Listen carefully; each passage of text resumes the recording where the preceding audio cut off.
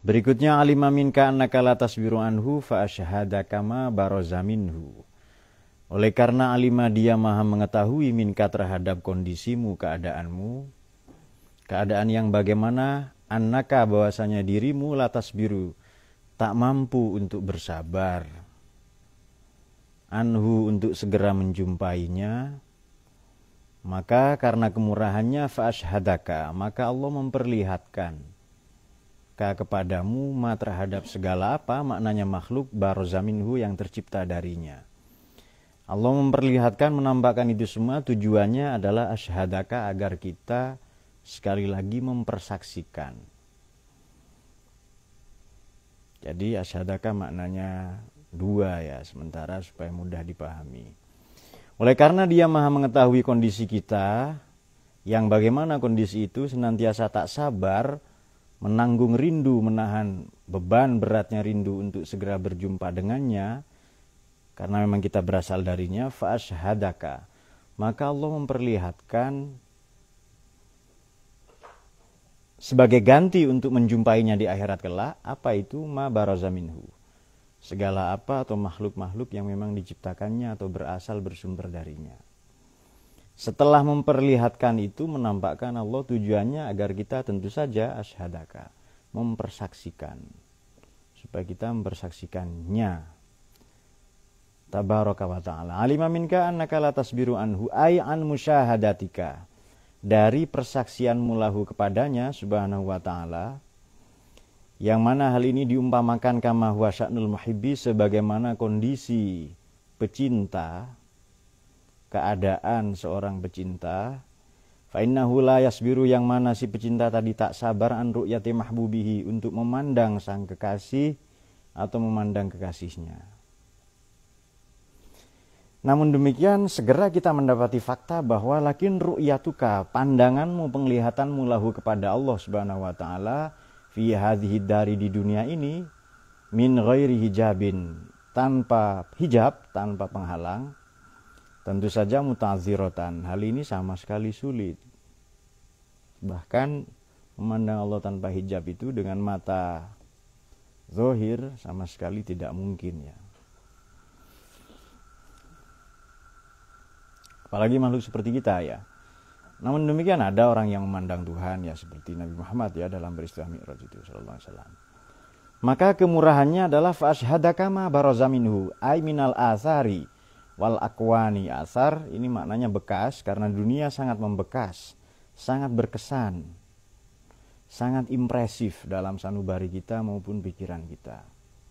Wal akwan sama, dunia, alam ya, semesta. Ay asyhadaka iyyaha litarahu fiha bi'aini basiratika. Asyhada memperlihatkan, menampakkan Allah iyyaha kepada asar dan maupun akwan itu, tujuannya apa? Ini misinya ini. Ini sudah jelas bukan lagi misi Islam dan iman, tapi misi ihsan ini. Litarahu. Nah, kan memandang semesta ini kan ibadah kan ya? Ibadah juga itu. Memandang istri, memandang anak, memandang kehidupan, itu litarahu. Anta abudallah ka'annaka tarahu fa illam takun tarahu fa innahu yarahu. Fiha, memandang Allah litarahu, untuk memandangnya fiha pada gugusan alam raya ini, pada asar dan maupun akwan. Dengan apa? Bi'aini basiratika, dengan mata batinmu. Paingkanat, sekalipun ada patilkal akwan, alam raya ini hajibatan, ialah menjadi perintang. Meskipun alam raya ini tilkal akwan statusnya adalah hajibatan, menjadi perintang, menjadi penghalang laka bagimu an ru'yatika, terhadap penglihatanmu lahu pada Allah, bi'aini basorika, dengan mata kepalamu, dengan mata telanjang. Faqad ra'aitahu, meskipun kita tahu status semesta ini adalah hajibah, perintang menghalang bagi penglihatan kita dengan mata telanjang ini, faqad ra'aitahu, kalau engkau sudah menyadari itu, maka engkau sejatinya sungguh telah memandangnya. Walau min wara'i hijabin, walau ini bahasa kita sekarang, meskipun di balik tirai, meskipun di balik hijab. Kemudian syuhud, adanya kita memandang Tuhan di balik tirai itu, di balik hijab dengan ainul basirah, wadzalika karamatun minallah. Itu adalah keramat dari Tuhan. Itu semacam pengkhususan, spesifikasi, pengistimewaan. Itu satu anugerah Tuhan ya. Pengkhususan, pengistimewaan minallah. Laka padamu wa inayatun minka, dan pertolongan minhu dari Allah, bika terhadapmu. Haitsulam yahjubka anhu fid dunya aidon. Haitsulam yahjub. Sekiranya, ini tadi malam sudah diulas, sekiranya engkau tidak lagi terhijab anhu dari Tuhan fid dunya, sebagaimana di dunia. Aidon juga, berarti maknanya kita tidak akan terhijab di akhirat nanti. Oke, memahami teks ini nomor 1 adalah kita bisa membaca dalam 3 matras sekaligus, syariat, akidah, dan maupun akhlak, Islam, iman, dan maupun ihsan, pada saat yang sama. Ini juga kita bisa menggarisbawahi nomor 1 Allah, nomor 2 kita manusia, nomor 3 makhluk.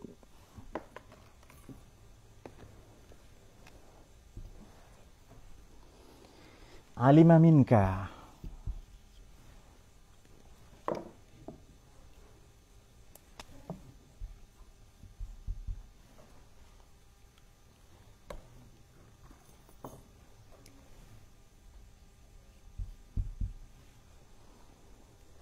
Annaka, ini dia. Ini Allah ini ya. Kemudian annaka, ini manusia, kita ini insan atau salik lah, taruh saja salik ya. Kita ini salik, murid. Keadaan kita, status kita adalah la tasbiru. La tasbiru anhu. Oke. Kemudian Allah ngasih solusi, apa itu? Fa asyhadaka ma baraza minhu. Nah, fa asyhadaka, ini jalan keluarnya, solusi dari la tasbir adalah asyhadaka minhu. Asyhadaka ma baraza minhu. Monggo silakan. Waalaikumsalam, monggo silakan. Sebentar lagi, monggo di sini saja enggak apa-apa. Monggo di sini. Ma baraza minhu.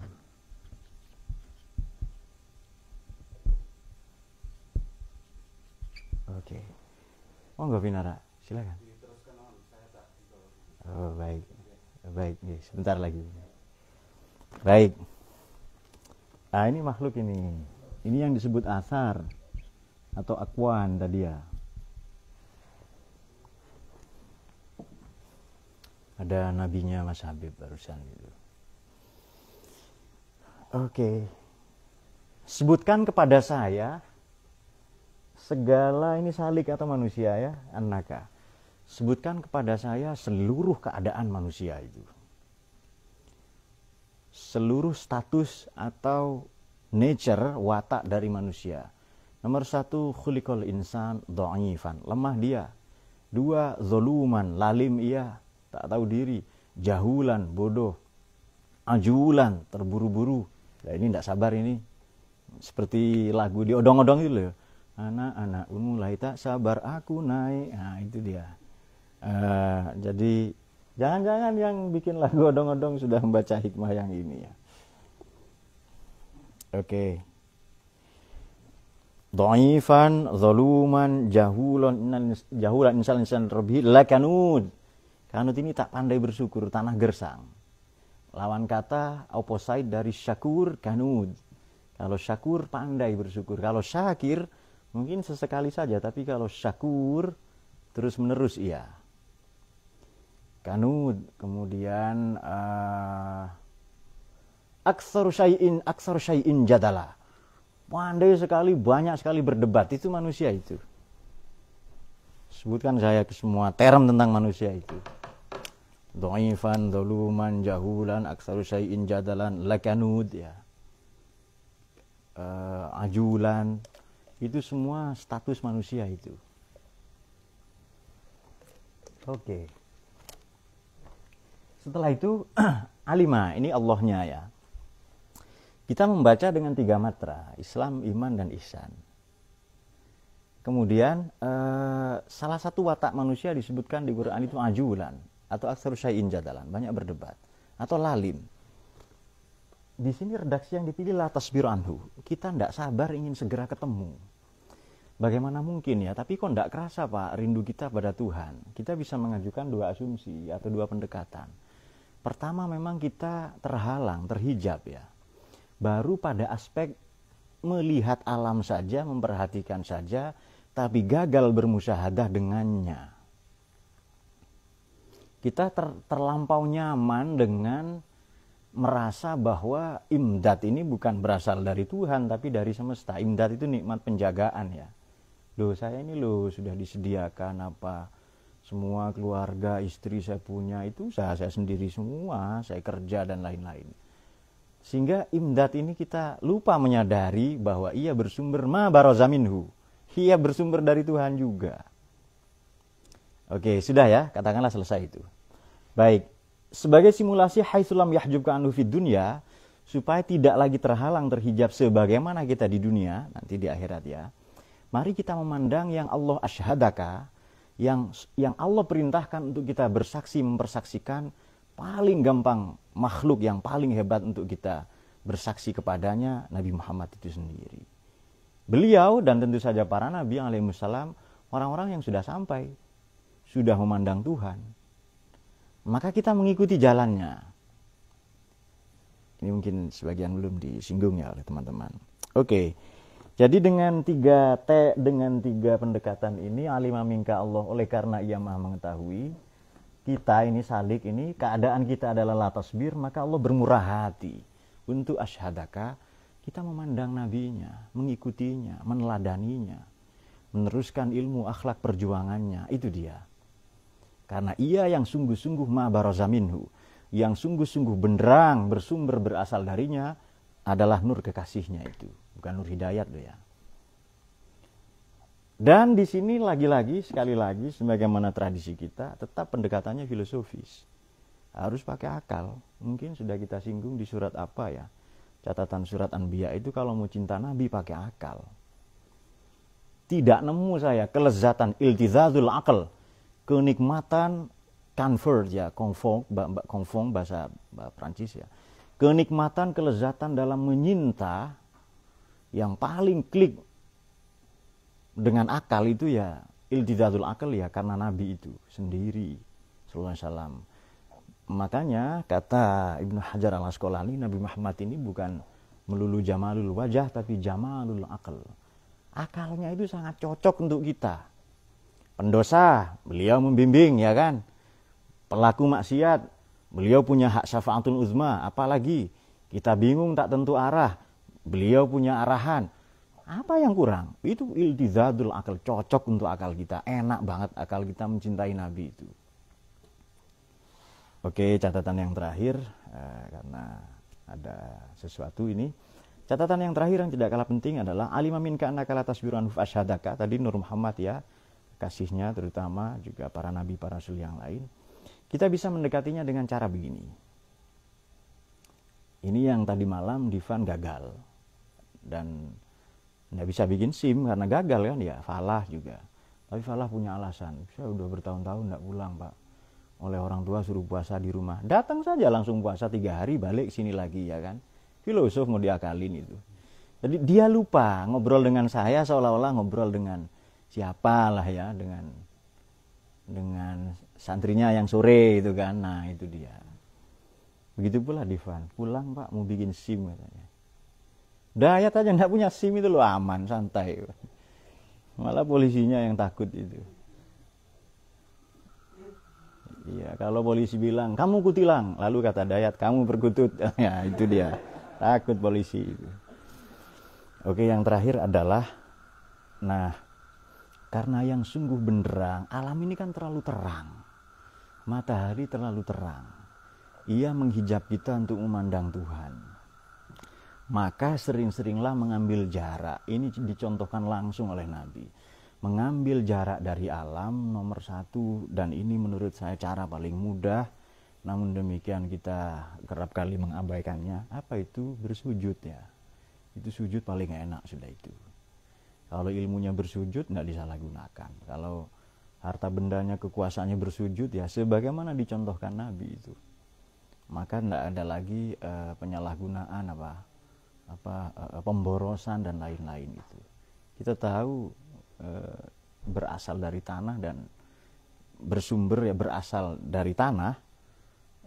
Kita mencium asal usul kejadian kita, tujuannya supaya tidak lupa diri, supaya tidak zaluman jahulan ya, aktsaru syai'in jadalan, lakanud la zalumun kafar, itu manusia semua itu. Namun demikian kitalah makhluk yang dipilihnya, yang dianugerahi asyhadaka tadi itu ma baroza minhu. Saya kira tidak ada cara lain ya, mengambil jeda dengan sujud, dengan sholat, mengambil jeda dari hijab bernama dunia ini, fitilkal akwan ini, dengan belajar. Ini kan sekarang kita mengambil jarak lah kira-kira. Kita mengambil jarak itu. Mungkin kita kalau melihat hujan turun selesai itu, hujan apa? Ya angin, ya badai apa. Ya setelah itu bekas-bekasnya adalah tanah yang basah atau tidak. Bekas-bekasnya adalah nasi yang kita makan. Bekas-bekasnya adalah menjadi tenaga untuk kita ibadah. Itu dia. Jadi hujan menumbuhkan tanaman. Tanaman tumbuh, disiram, kemudian dipanen, dipetik, digiling, terus dimakan. Itu loh. Nanti menjadi energisitas dan elanvitas kita beribadah. Itu mata rantai seperti itu kerap kali tidak kita sadari, maka perlu mengambil jarak. Caranya dengan ibadah, dengan ngaji ya. Bertemu dengan orang-orang susah. Atau mungkin pernah saya sampaikan, kalau mau liburan sebaiknya ke ruang ICU saja. Tengok saja itu. Ke ruang ICU. Kekuasaan katanya Pak, bisa membeli apa saja. Mungkin teman-teman pernah tahu seorang nama gembong kartel narkoba, namanya Pablo Escobar ya. Meninggal 94. Ditembak mati oleh CIA dan kepolisian. Karena hak ekstradisinya dicabut ya, jadi boleh begundal bajingan ini diadili di Amerika itu, ekstradisi ya. Itu kata tapi Escobar pernah membiayai pemilu dan membangun 2000 rumah untuk orang miskin di Kolombia sana. Wah, itu kalau ngirim narkoba 80% pasokan narkoba ke Amerika itu dari kelompok-kelompoknya teman-temannya Escobar itu ya. Kalau nggak salah difilmkan ya, banyaklah yang film tentang itu. Nanti diungkap itu oleh selingkuhannya yang dalam hal ini wartawan ya. Lalu ya ditangkap di penjara itu bisa ngatur narkoba juga. Bahkan penjara bikinannya sendiri dan terus begitu. Kekuasaan bisa membeli uang, uang ini bisa membeli kekuasaan, jabatan, membeli negara dan lain-lain. Tapi dia lemah. Terakhir itu di biografinya itu dia nelpon hanya ingin dengar suara anaknya. Padahal anak itu juga bersumber dari Tuhannya, ya kan. Tapi dia gagal di situ, berhenti di situ. Nanti ditembak jatuh dari balkon itu lantai berapa ya. Ya mungkin di filmnya lebih serem ya. Tahun 94 ya. Jadi ngirim itu pakai pesawat, di jalan tol itu ditutup, lalu pesawat diturunkan di jalan tol, lalu ditinggal saja pesawatnya, karena narkobanya banyak itu. Dalam seminggu punya keuntungan 7 triliun. Itu banyak sekali uangnya itu. Jadi terakhir itu tragis sekali karena mau ketemu anaknya enggak bisa. Lalu nelpon hanya mendengar suara putrinya, Manuela kalau enggak salah namanya. Nah, kerinduan kepada manusia saja loh kita enggak sanggup. Memang rindu itu curang, bertambah dan enggak bisa berkurang, itu dia katanya. Dia langsung mau dicatat ya, seperti kelamin itu. Apalagi rindu kepada Tuhan. Nah, seharusnya kita menikmati fase-fase asyhadaka ini dengan ibadah, dengan ngaji, bersosialisasi, ketemu orang, dengan bekerja, itu semua asyhadaka itu. Menikmati fase-fase itu menurut saya sangat indah itu. Dan saya merasa bahwa di agama juga saya belum nemu loh ya agama yang salah satu misinya adalah hifdzul akal, menjaga akal agar tetap waras. segala bentuk perusakan kepada akal, apakah tidak belajar atau narkoba atau apa saja, lalu haram. Ini agama kok hebat begini, kata saya, kok indah ini. Itu cocok dengan diri kita lah itu. Jadi segala bentuk pembodohan haram, segala bentuk penistaan kepada akal haram. Ini kan hebat sekali agama ini. Jadi memang iltizazul akal, betul Kanjeng Nabi itu jamalul akal. Tidak hanya jamalul qalb, jamalul wajah, itu sudah tidak ada iskal, itu semua tahu itu. Tapi jamalul akal ini luar biasa. Jadi menggiring apa agama begini, tidak disebut beriman pada Tuhan dan kiamat dan hari akhir kalau tidak menghormati tamu. Wah, ini kok enak sekali agama ini, kok manusiawi banget itu loh. Nah itu dia, sesuai dengan nature, dengan fitrah kita. Dan karena rindu itu juga fitrah kepada dia, kepada Tuhan, Tuhan ngasih kelonggaran, kemurahan berupa memandang semesta ini. Sudah kamu ikuti para kekasih ini saja. Sebab rindu ini kan selalu mencari jalan, mencari pelampiasan. Dan aneh kalau itu dicari-cari ke tempat-tempat yang salah, yang nirmakna itu. Dan kita sudah ketemu dengan belajar, dengan mengaji, dengan beribadah, ya dengan mondok dan lain-lain. Saya kira demikian. Jadi rindu ini anugerah Tuhan. Tidak sabar untuk segera ketemu dengannya itu juga anugerahnya. Hanya saja kata versi Heri tadi dilihatkan, ini loh fotonya. Jadi dia rindu ke fotonya sendiri, bikin SIM, diprint. Jadi Kapolres ya. Kapolres AKBP ya, Ajun Komisaris Besar Polisi Divan ya, karena dokter juga itu. Jadi, Pak Kapolres ya. Nangkep maling ya, tapi malingnya Dayat. Maling asmara ya. Baik, demikian, wallahu a'lam bishawab.